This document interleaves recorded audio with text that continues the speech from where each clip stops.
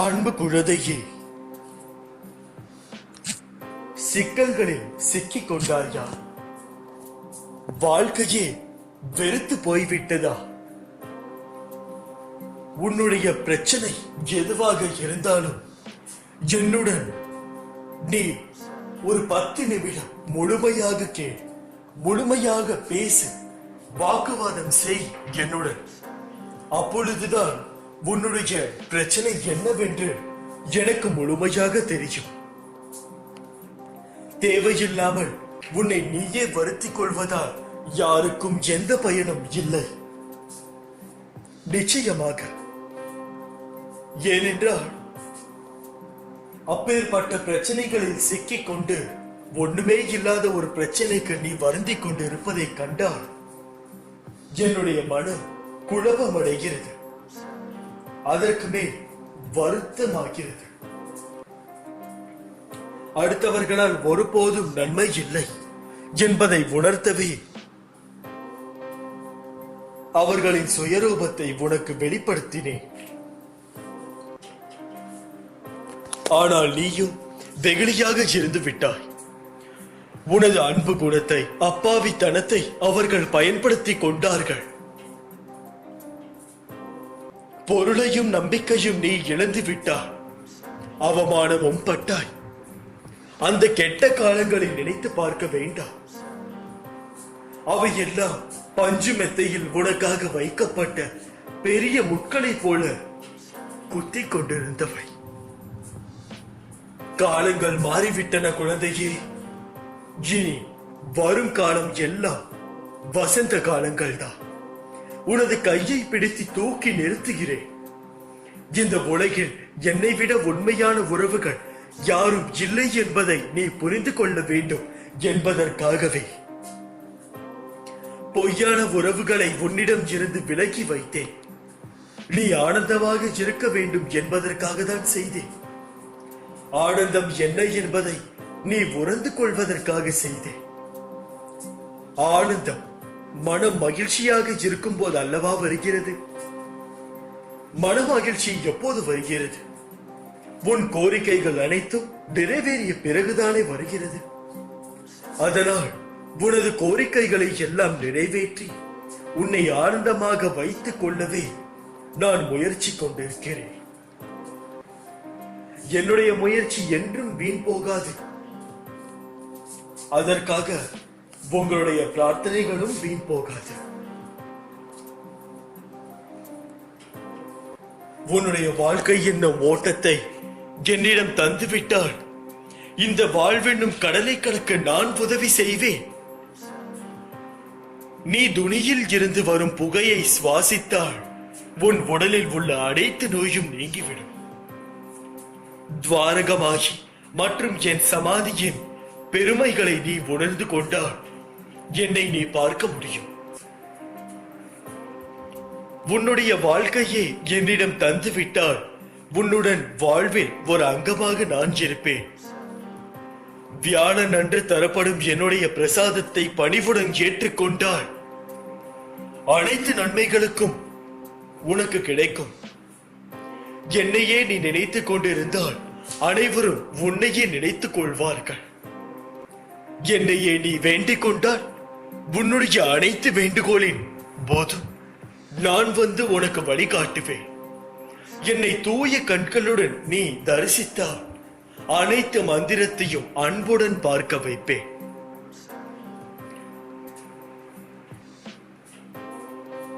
என்னுடைய ஆரத்தி பாடல்களை கைத்தட்டி நீ வரவேற்றால் அனைத்து மதத்தினரையும் உன்னை அன்புடன் பார்க்க வைப்பேன்.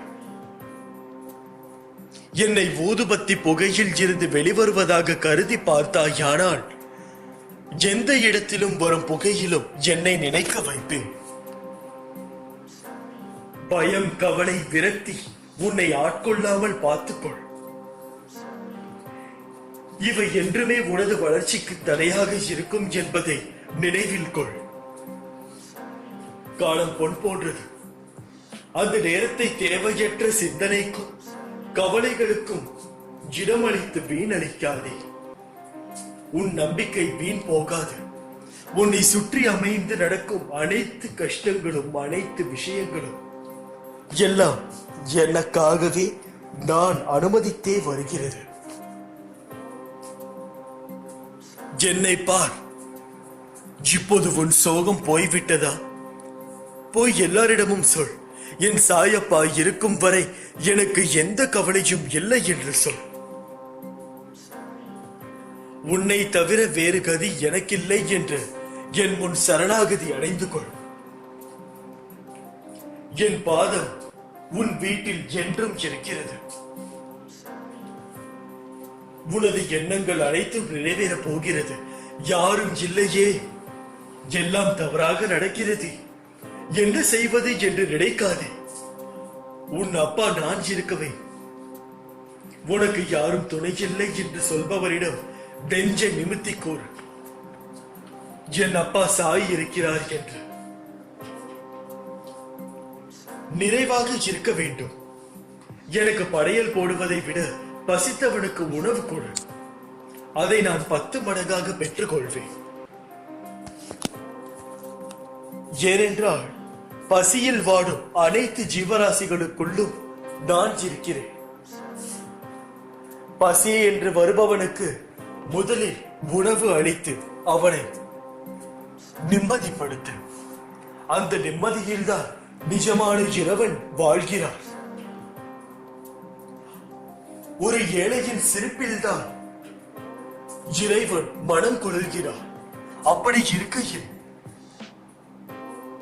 பசியோடு வருபவனுக்கு மூஞ்சி முகத்தை சுழித்துக் கொண்டு நீ செல்வதும், உன்னை சுற்றியுள்ளவர்களுக்கு நீ மனதார காயப்படுத்துவதும் எல்லாம் மிகவும் தவறான விஷயம். அவர்கள் ஏதோ ஒரு தப்பு செய்திருக்கட்டும், அதை அனைத்தும் விட்டுவிடு. இப்போது அவர்கள் யார் என்பதை யோசித்துப் பார். சாதாரண ஒரு மனிதன். அப்படி இருக்கையில் அவர்களை மேலும் மேலும் குத்தி குத்தி கஷ்டப்படுத்தினார். அவர்கள் என்ன ஆவார்கள் என்பதை யோசித்துப் பார். ஒரு சிலர் நீங்கள் எவ்வளவுதான் அவர்களை கஷ்டப்படுத்தினாலும் அவர்கள் அதை வெளிக்காட்டாமல் சிரித்துக் கொண்டே பிறகும் உங்களிடமே வருவார்கள். அவர்கள் எல்லாம் நிஜமாகவே இறைவனுடைய பிள்ளைகள். அப்படி இருக்கையில் நீங்கள் அவர்களை மேலும் மேலும் கஷ்டப்படுத்திக் கொண்டே இருந்தீர்கள் என்றால் உங்கள் வாழ்வில் கஷ்டம் ஒன்றுதான் இருக்கும். அதை நினைவில் வைத்துக் கொள்ளுங்கள். ஏனென்றால் இந்த உலகம் என்பது உருண்டை. அப்படி இருக்கையில் ஒரு பந்தை எடுத்து நீங்கள் செவுரில் வீசினால் கூட அது திருப்பி உங்களிடம்தான் வரும். அதே போல்தான் உங்களுடைய கர்மாவும். நீங்கள் என்ன செய்கிறீர்களோ அதுவே 2 மடங்காக உங்களுக்கு திரும்ப கிடைக்கும். அப்படி திரும்ப கிடைக்கும் போது உங்களுக்கு அதை ஆட்கொள்ள எதிர்கொள்ள ஒரு தக்க தைரியமும் மனபலமும் இருந்தால் நீங்கள் தாராளமாக தவறு செய்யலாம், கஷ்டப்படுத்தலாம், புண்படுத்தலாம். ஏனென்றால் அனைவருக்கும் அன்பானவர்கள் என்று ஒருத்தர் இருப்பார்கள். பெற்றோர்களை தவிர்த்து மனிதனின் மனது என்பது மிகவும் குரங்கு குணம் கொண்டவர். எப்போது எங்கு எப்படி மாறும் என்று யாராலும் சொல்ல முடியாது. நீங்கள் ஒருவரை உங்களை நாடி வந்தவர்களை புண்படுத்தினீர்கள் என்றால் நீங்கள் ஒருவரை நாடி இருப்பீர்கள். அவர்கள் உங்களை நிச்சயமாக புண்படுத்துவார்கள். அதை எதிர்கொள்ள உங்களுக்கு மனதைரியமும் இருக்காது. வாக்குவாதம் தான் மேலோங்கும். பிறகு அந்த நபர் உங்களை விட்டு சென்று விடுவார்கள். ஆகையால் எந்த ஒரு சூழ்நிலையிலும் எந்த ஒரு மனிதனையும் அரவணைத்து பழகுங்கள், அன்பு காட்டுங்கள், அன்பு செலுத்துங்கள். அதற்காக அன்போடு சார்ந்து இருக்காதீர்கள். இப்படிக்கு உன் சாயப்பா. என் பரிபூரண அன்பும் ஆசீர்வாதமும் அன்பும் பெற்ற என் செல்ல பிள்ளை நீ. உனக்கு சீரும் சிறப்புமான வாழ்க்கை காத்து கொண்டே இருக்கிறது. அனைத்தும் உன் கையில் தான் இருக்கிறது. எதற்கும் எதற்காகவும் கலங்கி நிற்காதே. எல்லாம் சரிவர அமையப் போகிறது. உன் வாழ்வில் கூடிய விரைவில் சுப நிகழ்ச்சி நடைபெறும். நான் உன் சாய் தேவா உனக்கு துணையாக நிற்கின்றேன். மன சாந்தியில்லாத என்ற ஒரு அங்குல இடம் கூட இவ்வுலகில் எங்கும் கிடையாது. உன் பாரத்தை என்மேல் வை, என் மீது உன் பார்வையை திருப்பு, என்னையே தியானி. நிச்சயமாய் நான் உனக்கு சாந்தியை அளிப்பேன். யார் என்னை நினைக்கிறார்களோ அவர்களை நான் நிரந்தரமாக என் ஞாபகத்தில் வைக்கின்றேன். யார் என்னை அன்புடன் கூவி அழைக்கிறார்களோ அவர்களுக்கு நான் தாமதமின்றி உடனே தோன்றுகிறேன். என்மேல் நம்பிக்கை இருந்தால் என்னால் உனக்கு செய்ய முடியாத காரியம் என்று எதுவும் கிடையாது. நீ இழந்ததை நினைத்து வருந்தினால் இருப்பதையும் இழந்து விடுவாய். நீ இருப்பதை நினைத்து மகிழ்ந்தால் இழந்ததையும் அடைந்து விடுவாய். நான் உங்களிடம் கேட்கும் தட்சிணை நம்பிக்கையும் பொறுமையும் தான். இந்த இரண்டும் எவரிடம் இருக்கின்றதோ அவர்களுக்கு என்னுடைய அருள் நிச்சயம் உண்டு. ஒருவன் காண்பது என்னை மட்டுமே. எனினும் என்னை பற்றிய பேச்சுக்களையே செவிமடிப்பினும் என்னிடம் மட்டும் பக்தி கொள்வானாயினும் ஒருவன் முழு மனதுடன் என்னை நாடி என்னிடமே நிலைத்திருப்பின் அவன் உடல் ஆன்மா இரண்டை பற்றியும் எந்தவித கவலையும் கொள்ள தேவையில்லை. நீ என்ன செய்தாலும் அதை நான் அறிவேன். உன் செயல்கள் நல்லதாகவும் உனது நடத்தை சரியாகவும் இருந்தால் உனது அனைத்து விஷயங்களையும் நானே உடனிருந்து கவனித்துக் கொள்கின்றேன். சோதனைகளின்றி நான் உனக்கு எதையும் கற்றுக் கொடுப்பதில்லை. ஏனென்றால் நானே உன் தந்தையாகவும் குருவாகவும் இருக்கின்றேன். என் சோதனைகள் யாவும் உன் நன்மைக்கே. நாளை உனக்கு ஒரு பெரும் மகிழ்ச்சி காத்திருக்கின்றது. அதை பெற தயாராக இரு.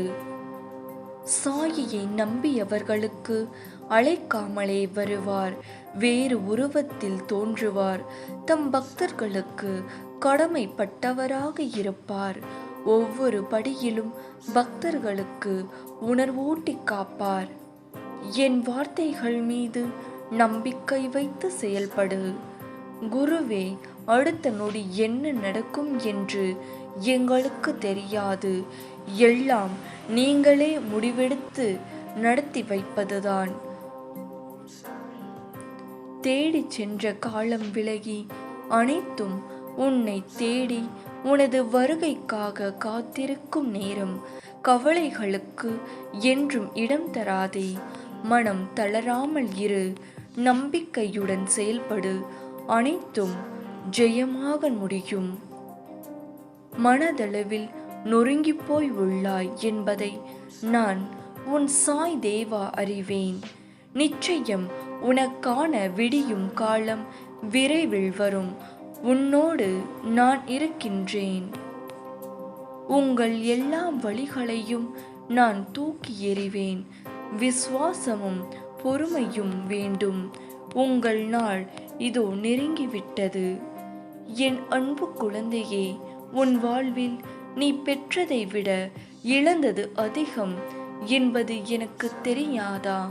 அதை நினைத்தே கவலைப்பட்டு கொண்டே இருப்பதை விட்டுவிட்டு காலை முதல் நடு இரவு வரை பல வசதி குறைவுகள், தொல்லைகள் மற்றும் துன்பங்களுடன் நீ வாழ்ந்து வருவது எனக்கு எப்படி தெரியாமல் இருக்கும்?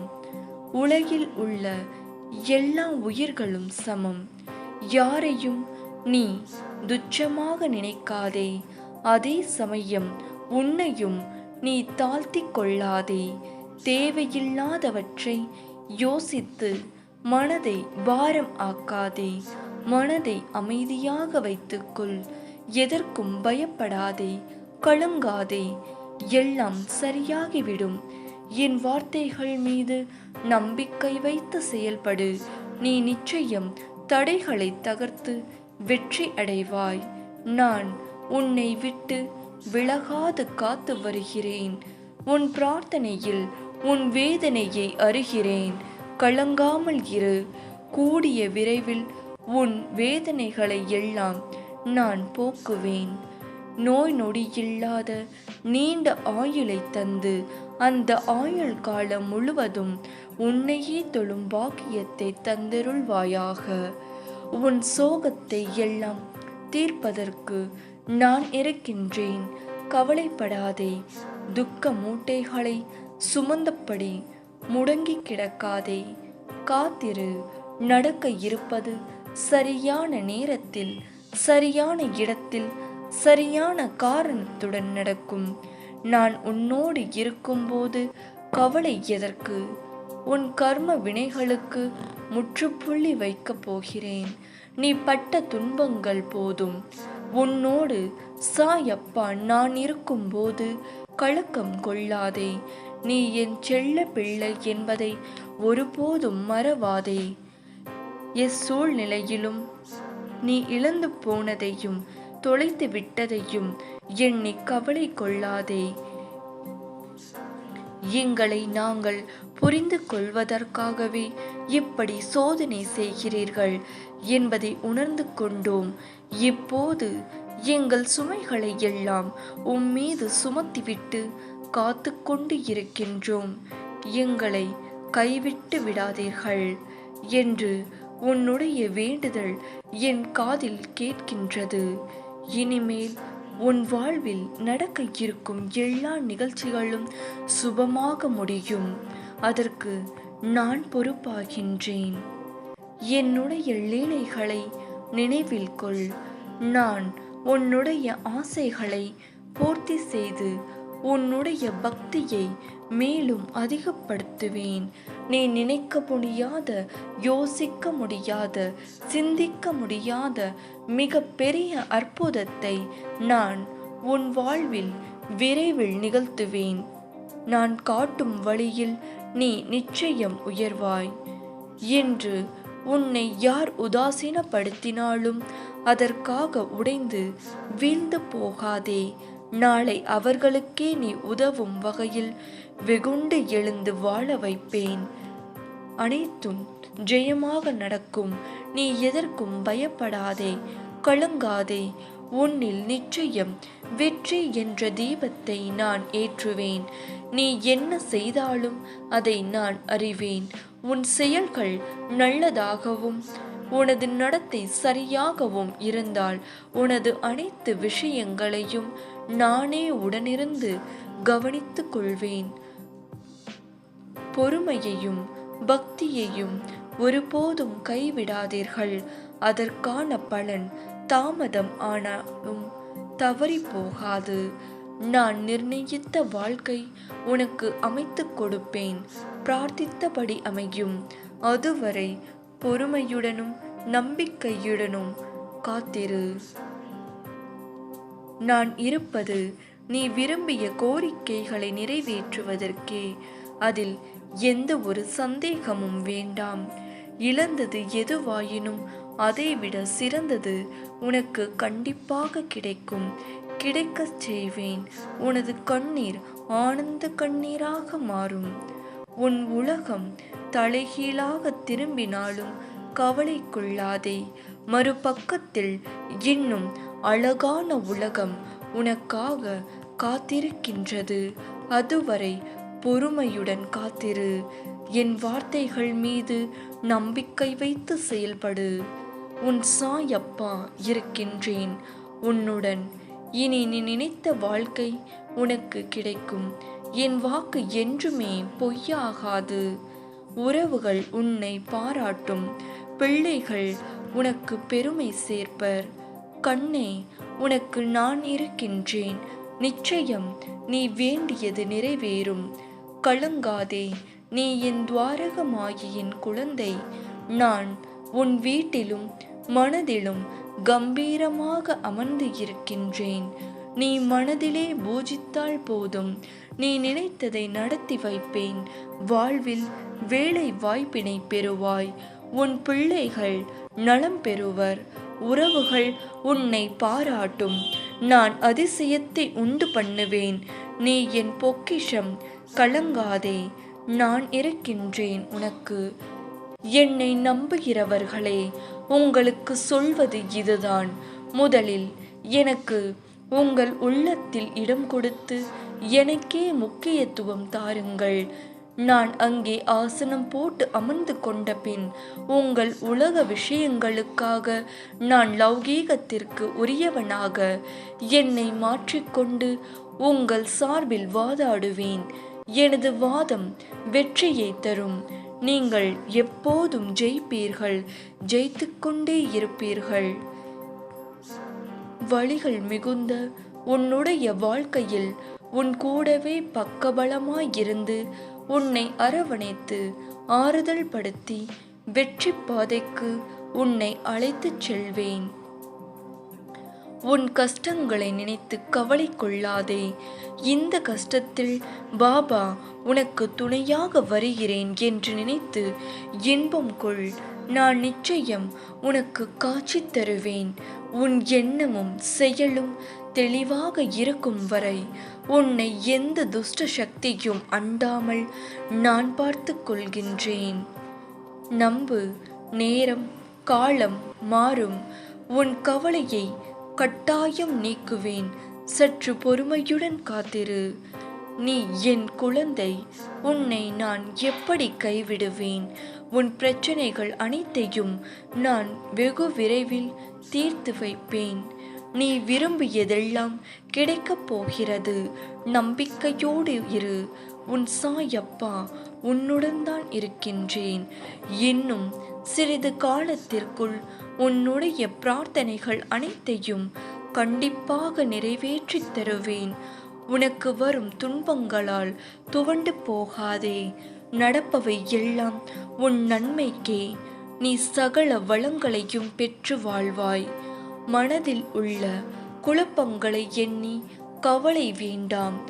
எல்லாம் சரியாகிவிடும். இனி உன் வாழ்க்கை சந்தோஷம் ஆகும்.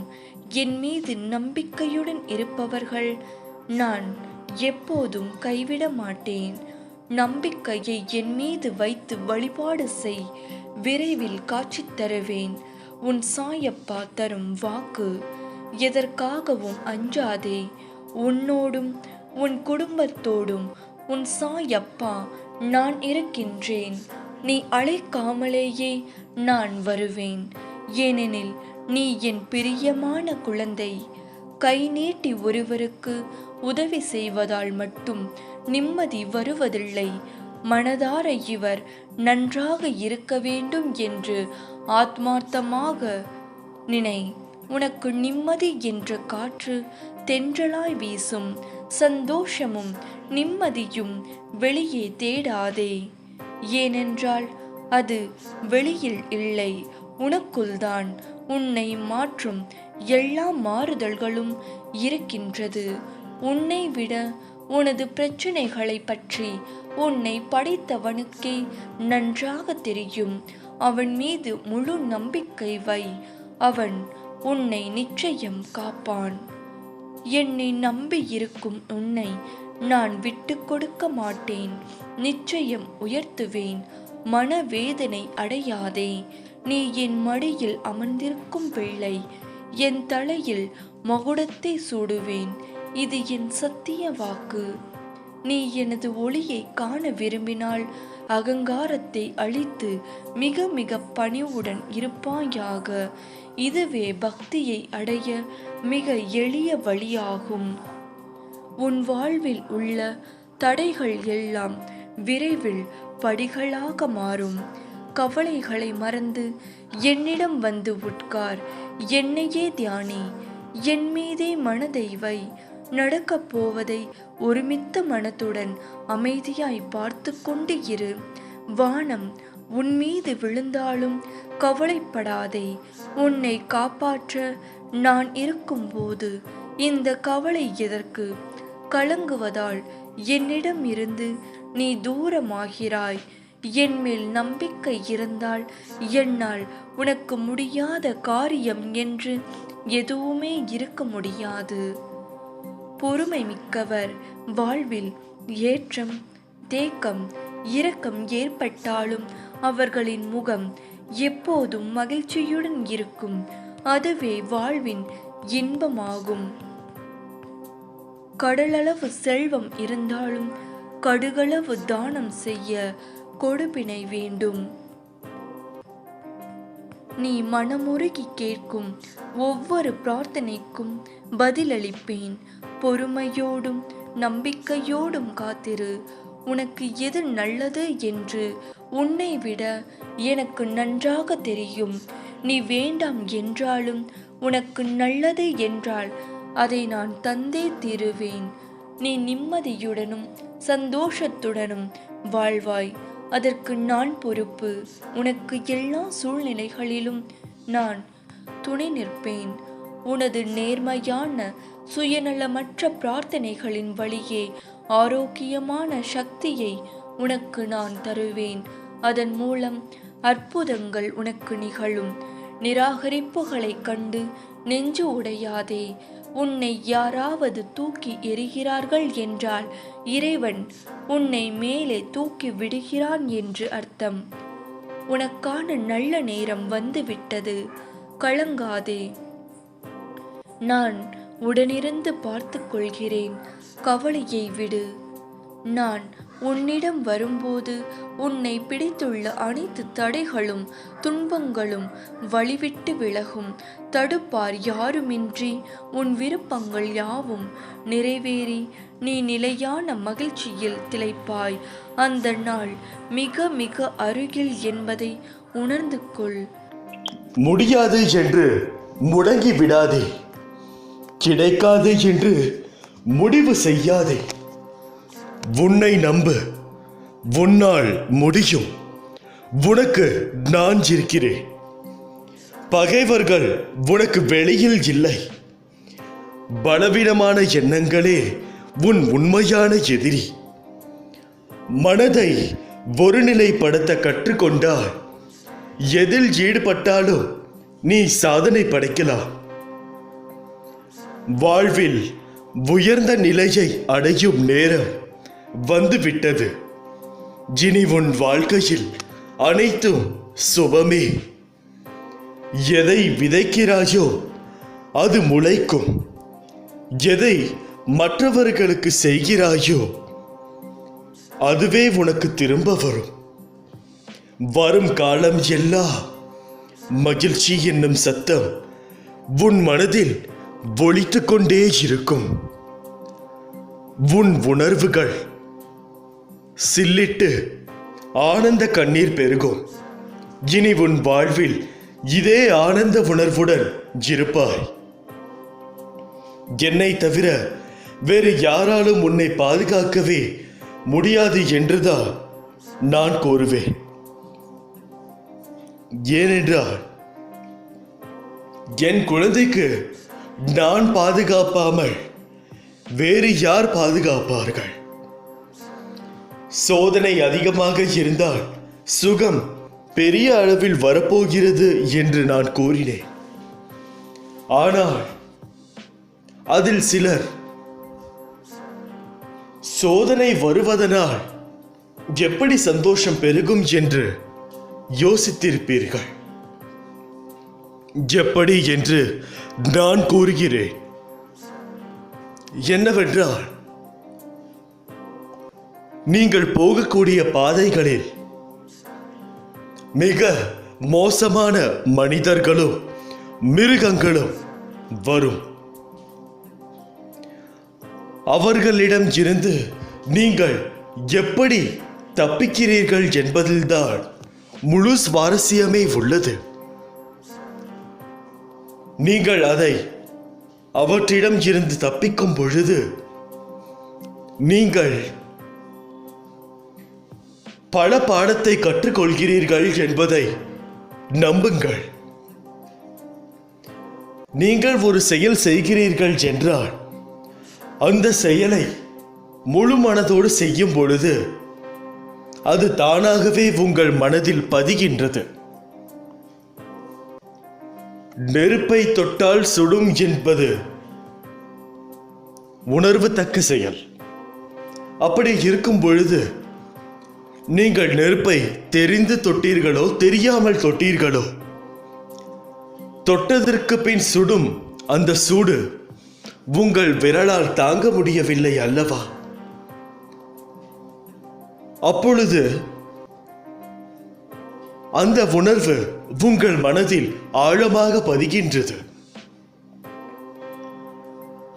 பதியும் பொழுது எப்பொழுதெல்லாம் நீங்கள் அந்த நெருப்பிடம் செல்கிறீர்களோ அங்கே நெருப்பு இருக்கிறது, அதை தொட்டால் விரல் சூடாகும் என்று உங்கள் மனதில் தானாகவே தெரிய வரும். நீங்கள் மீண்டும் அதை தொட செல்லவே மாட்டீர்கள். அதுபோலதான் உங்களுடைய பிரச்சனைகள். ஆகையால் ஒவ்வொரு பிரச்சனைக்குண்டான வழிகளும் நீங்கள் தான் உருவாக்க வேண்டும். அதை செயல்படுத்துவது உங்கள் மனதில் இருந்து நான் செயல்படுத்துவேன். நான் என்னதான் கூறினாலும் நீங்கள் இதில் செயல்பட வேண்டியது மிகவும் அவசியமான ஒன்று. என்னவென்றால் பொறுமையுடன் ஒரு விஷயத்தை நீங்கள் கையாள வேண்டும். உங்களுடைய பொறுமையை சோதித்து பார்க்க ஏன் நானே கூட பலவித விஷயங்களை செய்வேன். அவற்றில் இருந்து நீங்கள் எவ்வாறு கடந்து வருகிறீர்கள் என்பதில்தான் உங்களுடைய சாமர்த்தியம் இருக்கிறது. எவ்வளவு துன்பங்கள் வேதனைகள் வந்தாலும் அவற்றை எல்லாம் நீங்கள் கடந்து வர வேண்டும். ஏனென்றால் கடந்து போவதுதான் வாழ்க்கை. இந்த வாழ்க்கையில், இந்த பூமியில் உங்களுடைய உடல் கூட உங்களுக்கு சொந்தம் இல்லை என்று நான் கூறியிருக்கிறேன்.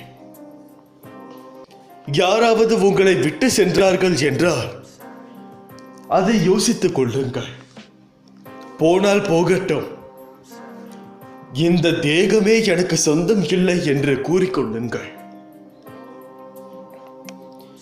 வீட்டில் இருக்கும் அன்பை வைத்துவிட்டு வெளியில் பிற அன்பை தேடாதீர்கள்.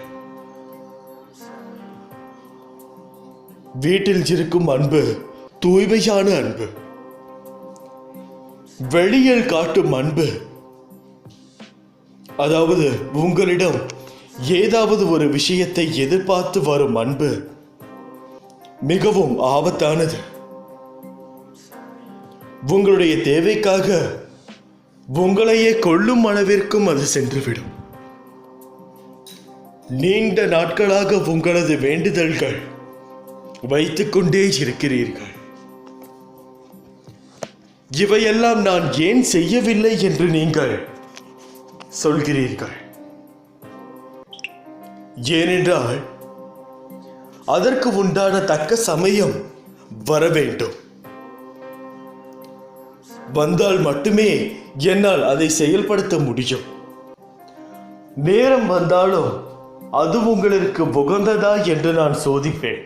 அதற்கென சில சங்கடங்களையும் கஷ்டத்தையும் கொடுப்பேன். அந்த பொருளிற்காக நீங்கள் எதை வேண்டுமானாலும் இழக்க தயாராக இருக்கிறீர்களா என்று கூட சோதிப்பேன். அப்பொழுது முடிவெடுக்க வேண்டியது நீ மட்டும்தான். அந்த பொருளிற்காக பிறரை நீ துளைக்க வேண்டுமா வேண்டாமா என்பதை முடிவெடுக்க வேண்டியதும் நீதான். ஆகையால் இந்த முடிவுகளுக்கு இடையேதான் நீ வேண்டக்கூடிய அந்த விஷயம் ஒளிந்திருக்கிறது. எது எப்படி நடக்க வேண்டாலும் நடக்கட்டும் என்று கூறுகிறவர்கள் வேறு. ஏனென்றால் நான் எதை அவர்களுக்கு நடத்திதானோ அவர்கள் அதை முழுமையாக ஏற்றுக்கொள்வார்கள். ஆனால் நீயோ அப்படி இல்லை. அடம் பிடிக்கும் குழந்தை. அடம் பிடிக்கும் குழந்தைக்கு தான் என்ன வேண்டும் என்று கேட்டாலும் அதை கொடுத்துவிட்டு அதால் வரும் கஷ்டத்தை பார்த்து எனக்கு இந்த பொருளே வேண்டாம் என்று கூறினால்தான் உங்களுக்கு புத்தி வரும் என்றால் நான் அதை தர தயாராக இருக்கிறேன். ஆனால் கஷ்டப்படுவது நீ மட்டும்தான் என்பதை புரிந்து கொள்ள வேண்டும். இப்படிக்கு ஒரு சாயப்பா. அல்லாஹ்.